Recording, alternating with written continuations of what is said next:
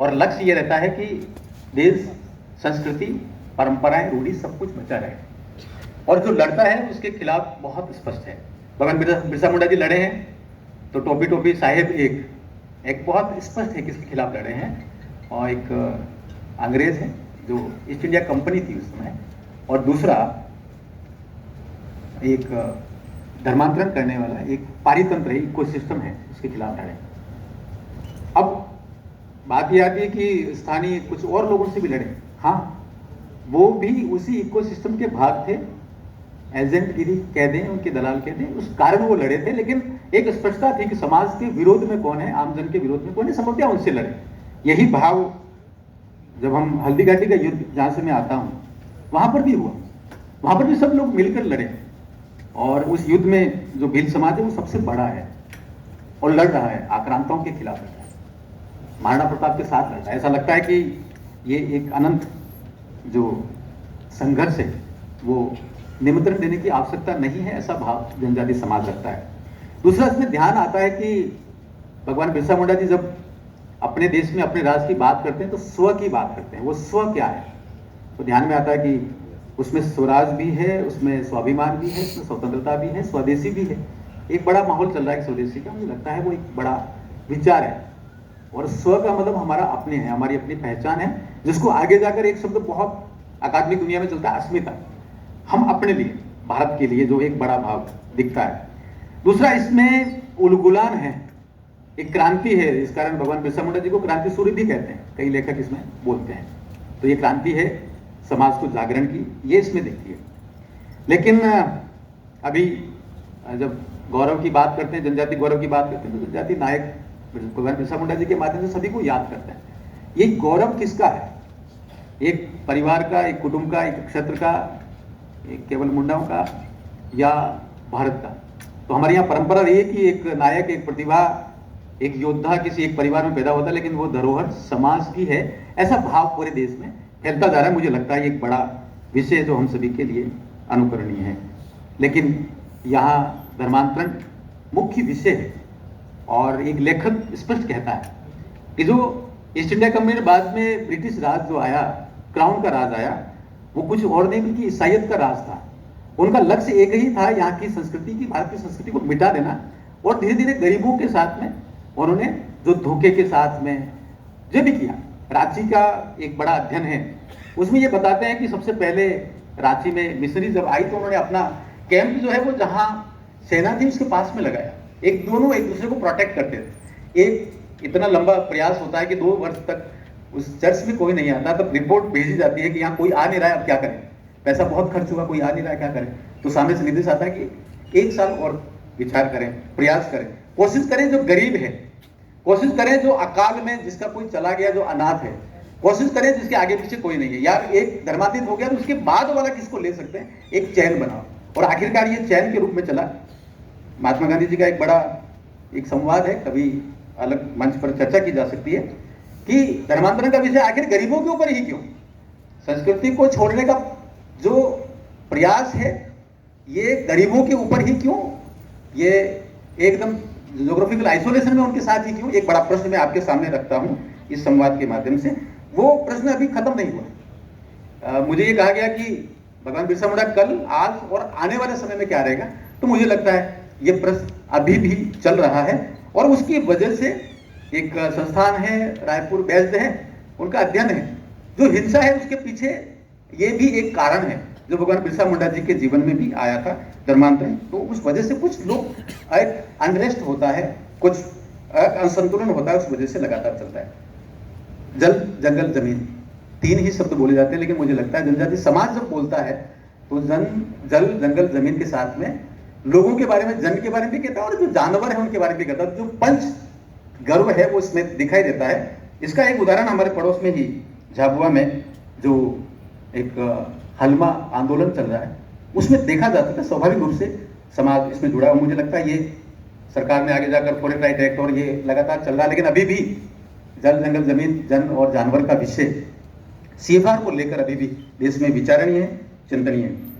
एक विषय चल रहा है विरासत के साथ विकास। भगवान बिरसा मुंडा जी ने जो सिंगोंगा की बात की है, चंद सिंगोंगा की बात की है, या शिव सिंह भोगा की बात की, वो ये की है कि हमारे पुरखों के पास संस्कृति का एक आधार है जिसको देवलोक कहते हैं, वो हमारा समृद्ध है। और यदि कोई व्यक्ति धर्मांतरित होकर चला जाता है तो वो अपना देवलोक छोड़ देता है। इसका असर ये हुआ कि वो संस्कृति छोड़ देता है। देखने में यह आता है संस्कृति छोड़ देता है, एक बड़ा विषय है जो आज भी चिंतनीय है। आपके लिए मैं छोड़ता हूँ एक विषय जो लगातार हम आदिवासी, वनवासी, गिरिजन, वन बंधु और वन मित्र, ये सारे प्रचलन में अंततोगत्वा एक बात यही है कि संविधान है, लोकतंत्र है, तो हमें एक मत ये होना पड़ेगा कि जब हम कोई फॉरेस्ट पर राइट अपना दावा प्रस्तुत करता है तो वो वनवासी है, और यदि वो अनुसूचित जनजाति है तो संवैधानिक तौर पर ये शब्द चलता है। मुझे लगता है दूसरे सारे जितने भी संदर्भ हैं उनको ध्यान में रखकर बात करेंगे तो समस्या ताकत बनती चली जाएगी।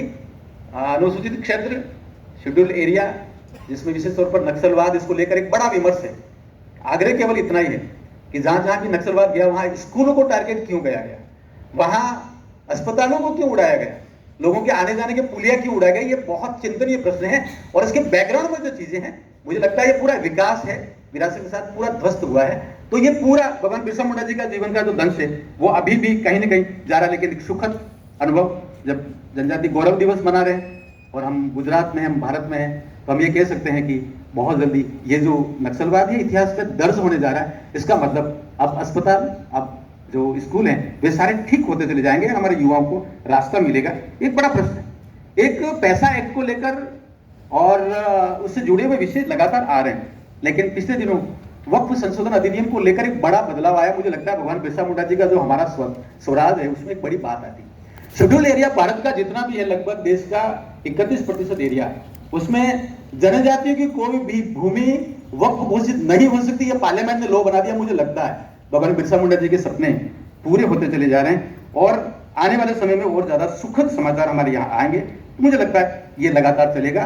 जो लोक क्षेत्र है उस पर संभवतः हम ध्यान देंगे तो जनजातियों की अस्मिता का जो प्रश्न है वो और ज्यादा उजागर होगा।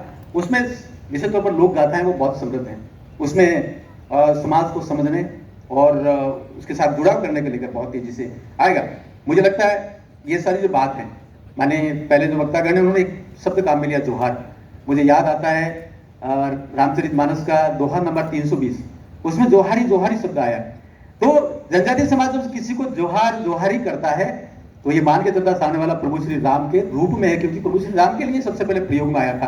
तो ये जो सांस्कृतिक भाव है, जुड़ाव है, ये बहुत महत्वपूर्ण है। ये बात भी संभवतः रेखांकित करने वाली है। और युवा क्रांति, बाकी सारी चीजें, आखिरी आग्रह केवल इतना, दृष्टि बदल रही है। एक गांव है भारत का जो चीन की तरफ पड़ता है। पहले ये कहा जाता था कि वो भारत का अंतिम गांव है, लेकिन यशस्वी प्रधानमंत्री जी ने उससे कहा कि ये भारत का पहला गांव है, क्योंकि वो दुश्मन को सबसे पहले सामना करता है, उसको जवाब देता है। मुझे लगता है पहला और आखिरी का ये जो बदलाव है ये बहुत बड़ा बदलाव है, और इसी तरह का एक बड़ा बदलाव हम सभी देख पा रहे हैं। और आग्रह, राजस्थान से आया हूँ तो भगवान बिरसा मुंडा जी सन 1900 में चले गए, उन्होंने कहा हमारा स्वराज होगा। हम लड़ रहे हैं, टोपी टोपी एक साहिब की बात कर रहे हैं। वही बात मानगढ़ धाम पर कही गई थी, वो कही गई थी, भूरेटिया नहीं मानू रे, मैं भूरेटिया तुझे नहीं मानता, मैं गोरे इंसान अंग्रेज में तुझे नहीं मानता। मुझे लगता है क्रांतिकारियों ने लगातार इस बात को जीवंत रखा। गुजरात का पाल चित्रिया, जहां लगभग 2200 लोगों को कुएं में डालकर खत्म कर दिया था, मार दिया था, वे लोग भी यही गीत गा रहे थे। और आजादी के केवल 34 दिन पहले कालीबाई की जो शहादत है वो भी यही थी कि हाँ, शिक्षा के लेकर हम लोग आगे आ रहे हैं, लेकिन अंग्रेज और अंग्रेजों के मित्र संभवतः रोक रहे थे। और एक सूचना मैं आपको बता रहा हूँ कि बहुत बड़ा बदलाव होने जा रहा है। जो भीली भाषा है उसको लेकर IIT दिल्ली ने आदिवाणी नाम का एक सॉफ्टवेयर बनाया है। यदि हम हिंदी में बोल रहे हैं तो सीधा भीली में ट्रांसलेट होगा, भीली में बोल रहे हैं तो हिंदी में ट्रांसलेट होगा, अंग्रेजी में होगा, मराठी में होगा।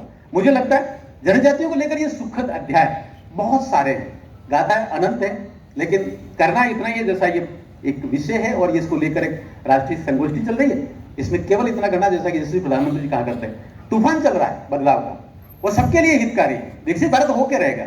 हमें करना क्या है? हमें वैसे ही करना है कि ये तूफान जो चल रहा है उसके सामने यदि हम लोग मोटरसाइकिल वाले हैं तो हमारे टायर में अगर हवा खत्म हो गई तो केवल तूफान के सामने ट्यूब सामने करने से हवा नहीं बढ़ने वाली। हमें थोड़ा अपना सकारात्मक चिंतन और जो बदलाव हो रहा है उसका हम हिस्सा बनेंगे तो संभवतः बहुत तेजी से बदलाव होगा। और मेरे सुर मेरा तुम्हारा तो सुर बने हमारा, और सर्वे भवन्तु सुखिनः, सारे सार्थक होंगे, ऐसा मुझे लगता है। मैं अपनी बात को यहाँ रोकता हूँ। प्रणाम, नमस्कार।